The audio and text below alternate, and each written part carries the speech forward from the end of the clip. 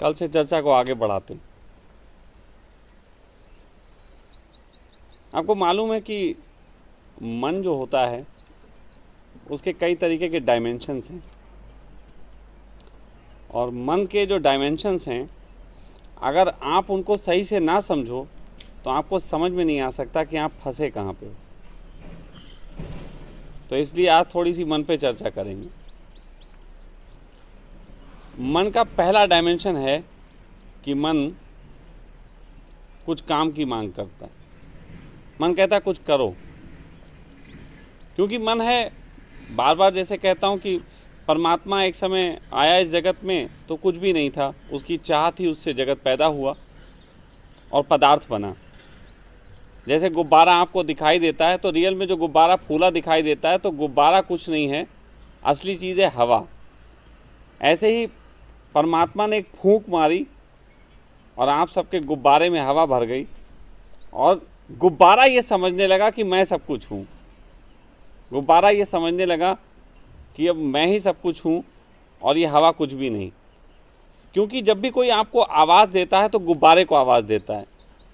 आपको जब कोई पुकारता है नाम से और आप उस नाम के भ्रम में पड़ जाते हो कि ये नाम तुम्हारा है। तो इस जगत में परमात्मा निश्चित ही फैला पदार्थ के रूप में, लेकिन पदार्थ से वो बहुत नाराज है और पदार्थ इतना बदतमीज़ है कि वो परमात्मा को कुछ होने नहीं देना चाहता, वो अपने आप को विस्तार पे लगा हुआ है। तो पदार्थ आप पे हावी है और वो इतना हावी है कि वो कहता बस तुम मेरा काम करो। तो जब किसी मेरे जैसे इंसान में पदार्थ को एहसास होता है कि पदार्थ सब कुछ नहीं है, हवा सब कुछ है, गुब्बारा मैं सब कुछ नहीं हूँ, मेरे अंदर भरी हुई हवा ही सब कुछ है, तो वो दूसरे गुब्बारों को समझाने लगता है कि तुम भी समझो हवा ही सब कुछ है, तुम कुछ नहीं हो।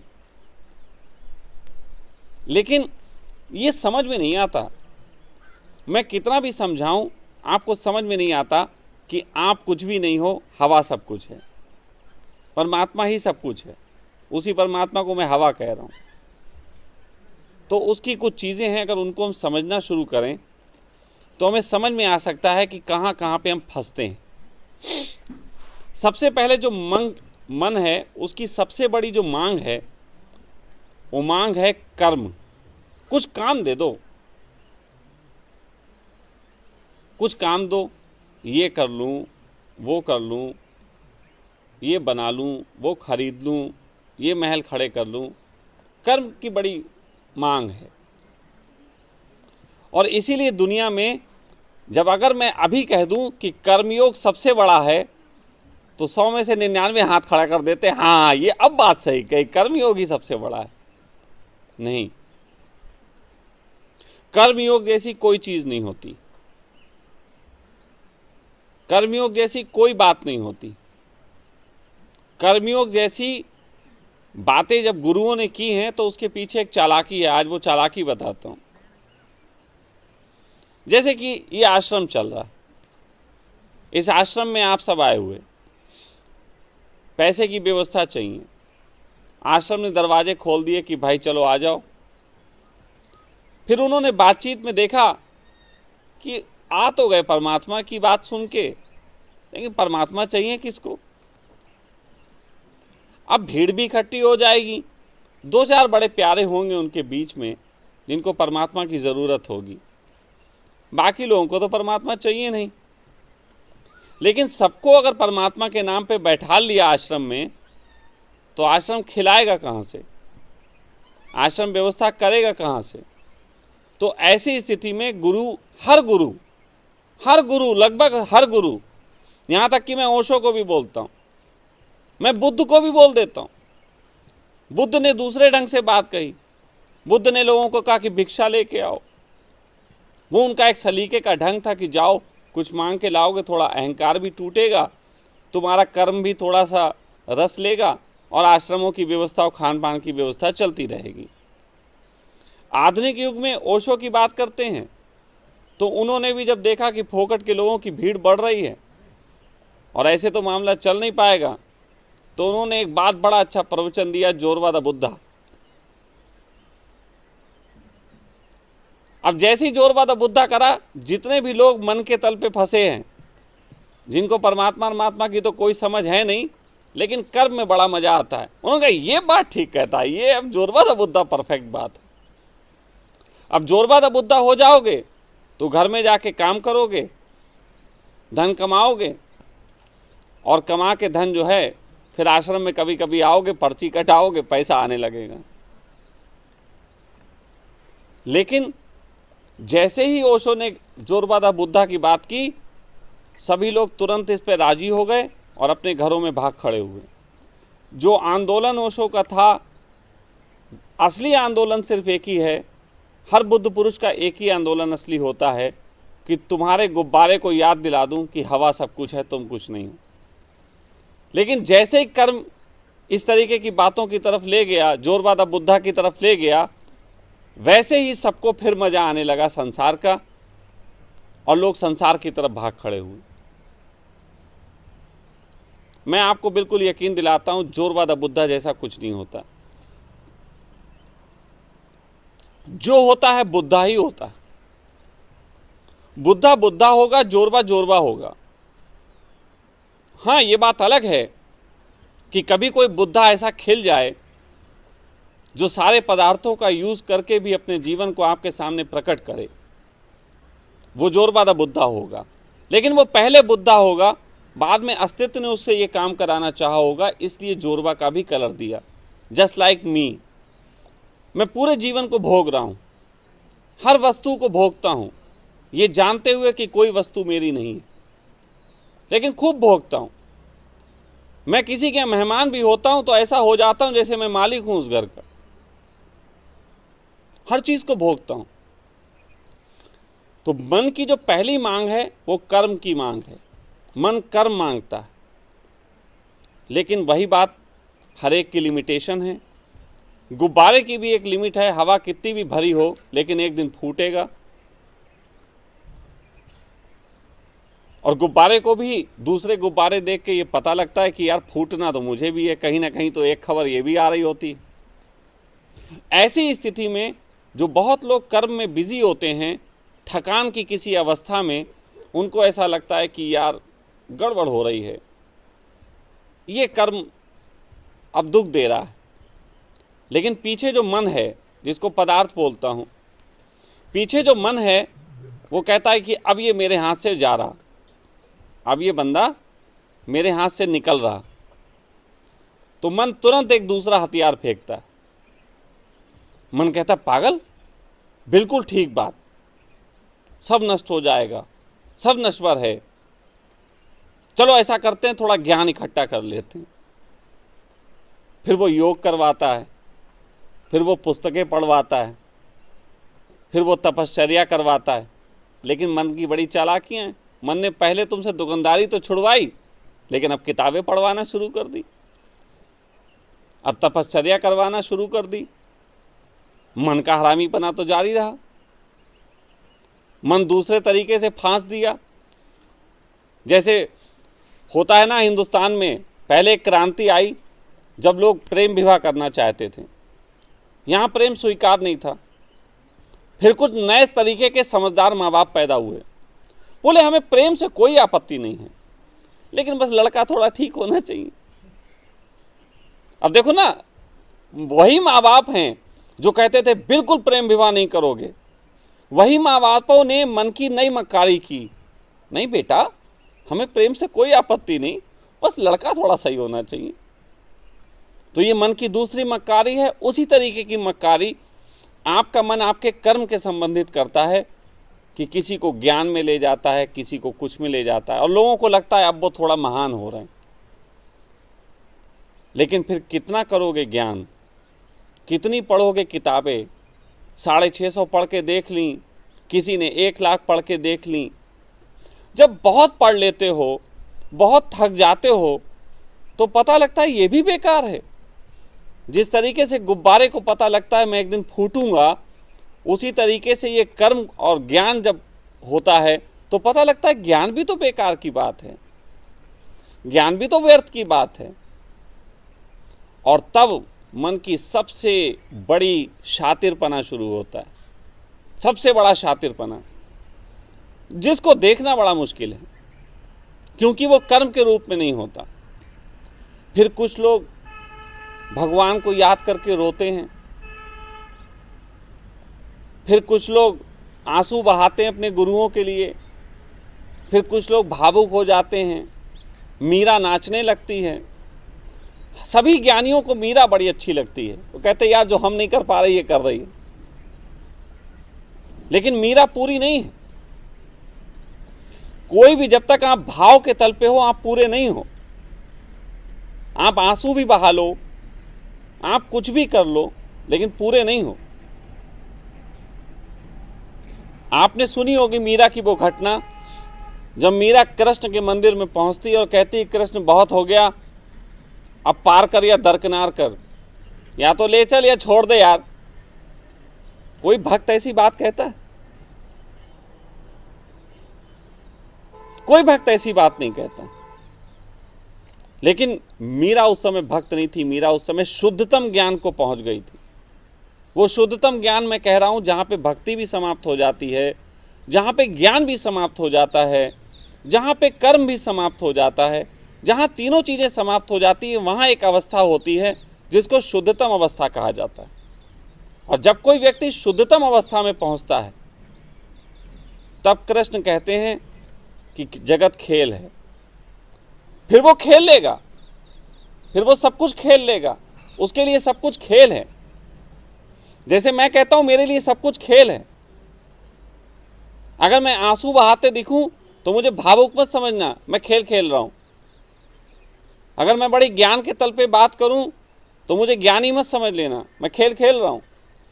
थोड़ा बहुत आपके दिमाग से खेल रहा हूं, थोड़ा बहुत मेरे ऊपर जो मन हावी होने की कोशिश करता उससे खेल रहा हूं। तो कैसे हम मन को अपने ऊपर जीतने ना दें। आप सबने सुना होगा कि मन के जीते जीत है, मन के हारे हार, सुना सबने है। लेकिन ये मन के ऊपर जीत कैसे होती? तो मैं आपको एक बड़ा अच्छा सा खेल बताता हूं, मन से खेलने की तरकीब बताता हूं। अब मन तीन चीजों में फांसेगा ये निश्चित है, या तो कर्म में फांसेगा, या ज्ञान में फांसेगा, या तुम्हें भावुक बनाएगा उसमें फांसेगा। तीन चीजों में मन फांस लेता। अब सोचो मेरे पास मन आया, पहले कर्म में फांसने आया। आज से 20-25 साल पहले जब मैं धर्म में कूदा तो भाई मुझे काम करता था, काम की ज़रूरत थी, परिवार की ज़रूरतें थी, ज़रा नोट वोट कमाना था, और मैं तो ध्यान की तरफ बढ़ा। अब मन मेरे पास आता था, पागल हुआ है, इतना अच्छा तेरा दिमाग, तू बढ़िया सी अपनी पिता का काम संभाल, ये कहाँ चक्कर में पड़ा। मैं कहता था अच्छा तुझे पता है ना मैं बहुत दिमागी हूँ। वो कहता हाँ मुझे तो पता है यार तू बहुत दिमागी। अब वो मुझसे खेल रहा, दिमागी कह गए कि फंसाएगा, नौकरी करवाएगा, बिजनेस करवाएगा। मैंने कहा दिमागी हूँ ना, बोलता हाँ दिमागी हूँ। फिर मैं मन को फंसाता था, देख जब तुझे पता है ना मैं दिमागी हूँ तो बस थोड़ा सा इंतजार कर, मैं 5,000 करोड़ रुपए कमा के दिखाऊंगा। अब वो कहता था 5,000 करोड़ कमा के, तो चलो शुरू हो जाओ। नहीं यार छोटे मोटे काम करने हो तो दुकान अभी खोल लूँ, अब 5,000 करोड़ में थोड़ा सा समय लगता है ना, जस्ट वेट। तो मैं मन को भगा देता था कि अब काम नहीं करना है। जब भी कोई मुझसे बात करता है ना कोई थोड़ा बहुत दौलत कमाने की, तो मैं अरबों रुपए कमाने की बात कर देता हूँ, फिर वो शांत हो जाता है, तो मन भाग जाता है। फिर मन दूसरी चीज़ लेके आता है, वो कहता है इसमें तो फंसा नहीं। फिर मन आता है, किताबें पढ़ते हैं, ज्ञान इकट्ठा करते हैं, यूट्यूब पे बहुत सारी जानकारियां हैं, चलो उसको ले लेते हैं। हट पागल, ये कोई जानकारी होती? असली जानकारी कहाँ से आती? जैसे मुझसे लोग कहते हैं आप किताबें क्यों नहीं पढ़ते? मैं कहता हूँ क्या पढ़ूं? एक ने कहा गीता पढ़ो, तो मैंने कहा अच्छा कृष्ण ने गीता कहाँ पढ़ी थी? तो बोलते यार बात तो सही है। तो असल में वो जो व्यक्ति आया मुझसे कह रहा गीता पढ़ो, वो मन है, वो एक दूसरा मन है वो मन के रूप में मेरे पास आया और मुझसे कह रहा गीता पढ़ो, थोड़ा ओशो का ज्ञान ले लो। अक्सर मेरे पोस्टों पे देखा होगा आपने, लोग कमेंट्स करते हैं, अरे थोड़ा ओशो को पढ़ो ओढ़ो, थोड़ा सा ध्यान करो। तो मैं उनसे कहता यार चूतिया, इससे क्या होता है। तो मैं उन मनों से खेलना जानता हूँ। फिर मैं किताबें नहीं पढ़ता, अरे जहाँ का ठौर, जब कृष्ण ने गीता नहीं पढ़ी तो मैं भी क्यों पढ़ूं, जरूरत पड़ेगी तो बोल दूंगा, पढ़ना नहीं है बोलना है। अब मन कहता यार ये तो इसमें भी नहीं फंसा, ये तो साला ज्ञान में भी नहीं फंस रहा। तो मन फिर तीसरा खेल खेलता है, फिर मन थोड़ा सा गोपाल जैसे दोस्तों से मिलवा देता है, या ऐसे और लोगों से मिलवा देता है। वो भावपूर्ण स्वामी जी पूरे जीवन में लगता है सबके दर्द ले लें, है ना, कहते सबको गले से लगा लें, हर आदमी की पीड़ा ले लें। कितनी बढ़िया बात है ना, कितनी ऊंचे तल की बात है, ज्ञान से भी मुक्ति है इसमें कितनी ऊंचे तल की बात। फिर मैं गोपाल से कहता हूं पागल पड़े के चक्कर में पड़े। अगर दर्द ही लेना है तो ये पृथ्वी है, मैं क्यों किसी का दर्द लूं। मेरा दर्द इस पृथ्वी ने लिया तो मैं लोगों को तरीके सिखाऊंगा कि ये पृथ्वी तुम्हारे भी दर्द ले लेगी। अब इससे क्या हुआ, मैं भावुकता से भी बच गया, मैं तीनों चीजों से बचा और तीनों चीजों का खेल आ गया। और जैसे तीनों चीजों का खेल आया, पूरे जगत की शक्तियां, पूरे जगत की ताकतें आके प्रणाम करती हैं। हर चीज, मुझे धन के प्रलोभन देने से पहले मुझे धन भेज दिया जाता है। मुझे स्त्रियों का प्रलोभन आए इससे पहले कोई ना कोई आई लव यू बोल ही जाता है।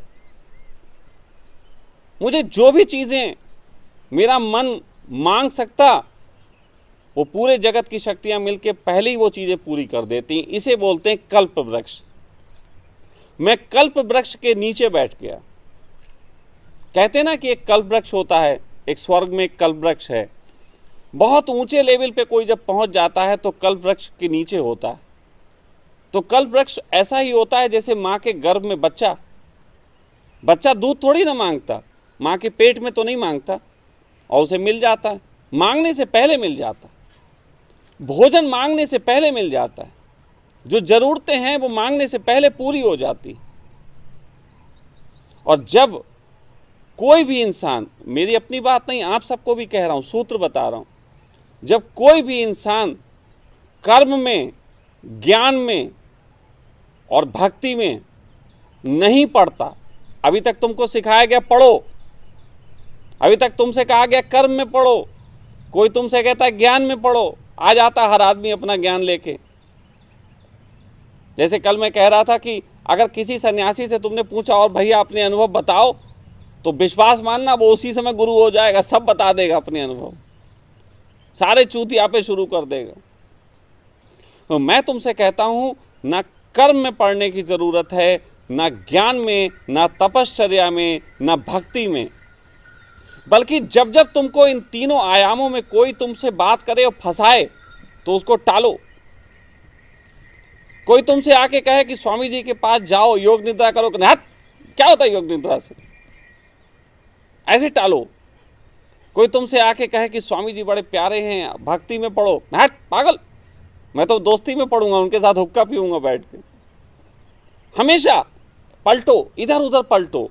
उसको बिल्डिंग तीनें हैं, इंसान का जीवन 3 बिल्डिंगों पे है, कर्म की बिल्डिंग, ज्ञान की बिल्डिंग और भाव की और भक्ति की बिल्डिंग, 3 बिल्डिंगें।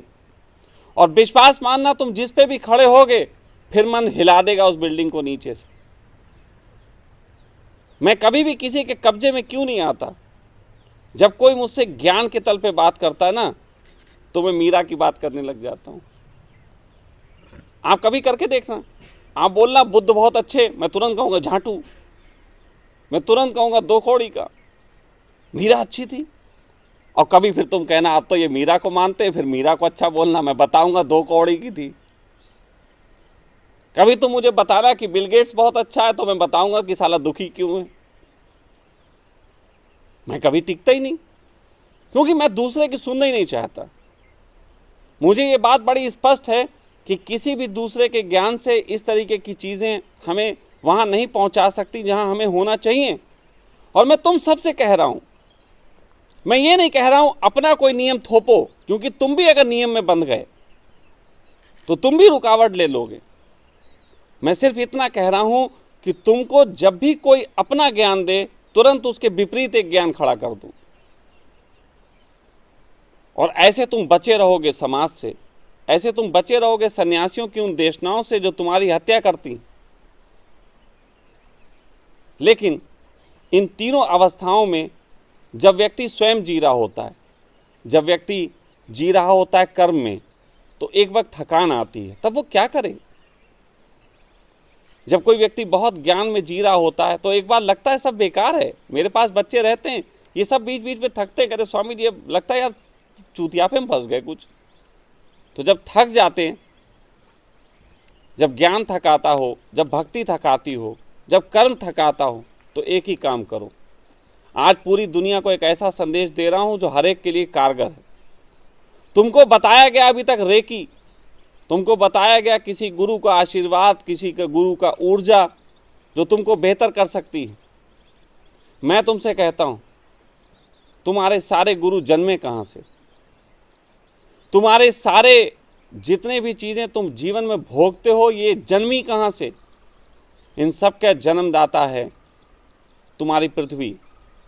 अभी इससे पीछे की बात मत करो। अभी ये मत कहना कि पृथ्वी भी कहाँ से जन्मी, फिर सूरज भी कहाँ पे जन्मा, फिर और पीछे। ना छोड़ो, अभी कम से कम पृथ्वी को जानते हो।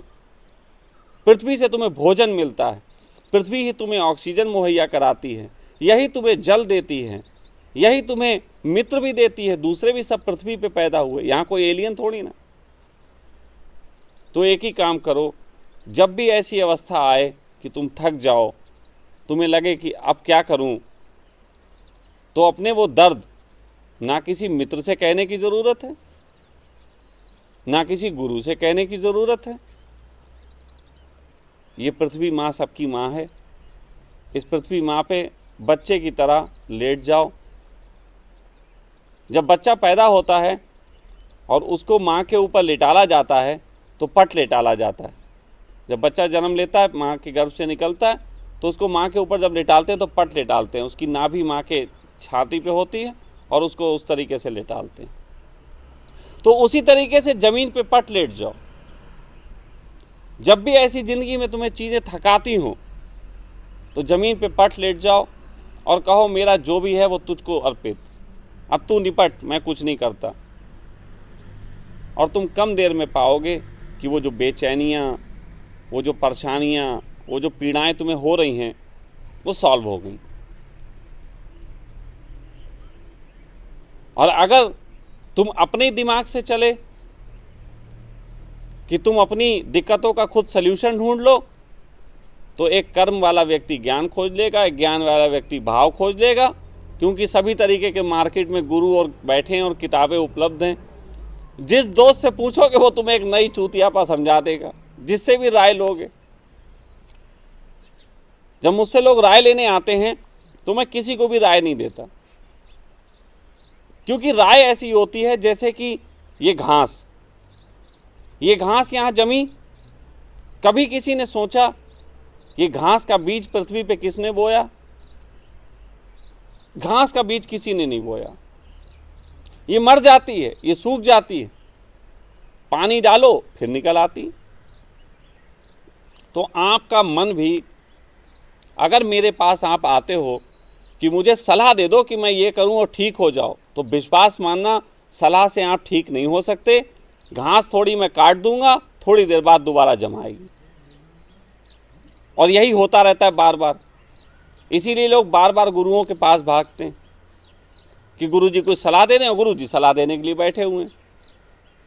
मैं कहता हूं कि मैं तुम्हारे घास में तेजाब डाल दूं ताकि ये घास जमना ही बंद हो जाए। बार बार तुम नए नए प्रश्न करो, इससे अच्छा है मैं वो भूमि नष्ट कर दूं जहां वो प्रश्न जमते हैं। और मेरे पास इसके अभी के समय में सिर्फ एक ही चीज़ है कि जहाँ पे तुम्हारे अंदर थकान हो, जहाँ पे तुम्हारे अंदर निराशा हो, जहाँ पे तुम्हें लगे कि तुम पीड़ा में पड़े, तुम ज़मीन पे लेट जाओ, सब छोड़ दो। चाहे इमोशनल हो किसी के प्रति, चाहे किसी के प्रति क्रोध से भरे हो, चाहे किसी के प्रति मैत्री ही तुम्हें दिक्कत देती हो, चाहे किसी के प्रति जिम्मेदारी ही तुम्हें पीड़ा देती हो कि फला जिम्मेदारियां हैं मेरे ऊपर, मैं कहता हूं तुम पृथ्वी को सब दे सकते हो। और पृथ्वी को दे के देखो, वो तुम्हें बहुत शांत कर देती है। तो आज का, इस वक्त का सिर्फ मेरा इतना ही सूत्र है, और सूत्र के साथ प्रयोग भी है। धूप निकली है, यहाँ की धूप में कुछ गोरे लोग काले हो सकते हैं, काला गोरा तो चलता रहेगा। वैसे भी गोरों को ज़्यादा प्रेम मिलता है, तो काले गोरे के चक्कर में कहाँ पड़ना। कालों को भी बहुत प्रेम मिलता है, तो गोरे काले के चक्कर में क्या पड़ना। मैंने पश्चिम की बहुत सी स्त्रियां देखी गोरी चिट्टी जो कालों के पीछे पागल, बहुत से काले देखे जो गोरों के पीछे पागल।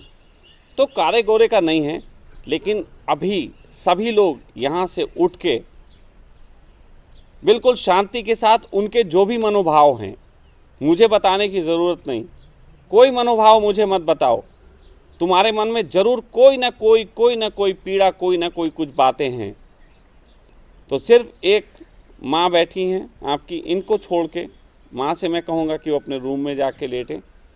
बाकी सारे लोग अभी उठेंगे, और ये जगह पड़ी हुई है, मत सोचो कपड़े गंदे होते, मत सोचो कोई झंझट। उठो और नाभि के बल पड़ जाओ। ये पृथ्वी तुम्हारा सब कुछ लेने को तैयार है, इसे दो। मुझे भी देने की ज़रूरत नहीं, ना मुझसे कुछ लेने की ज़रूरत। सभी लोग उठेंगे और इसको अपना दे देंगे। बिल्कुल पढ़ो, कोई काम नहीं है। भूल जाओ तुम आश्रम में हो, भूल जाओ तुम पृथ्वी पे हो, भूल जाओ तुम ऋषिकेश में हो, भूल जाओ तुम दुनिया के किसी कोने में हो, भूल जाओ तुम स्त्री हो, भूल जाओ तुम पुरुष हो, बस सब कुछ अपना दे दो इसको जाके।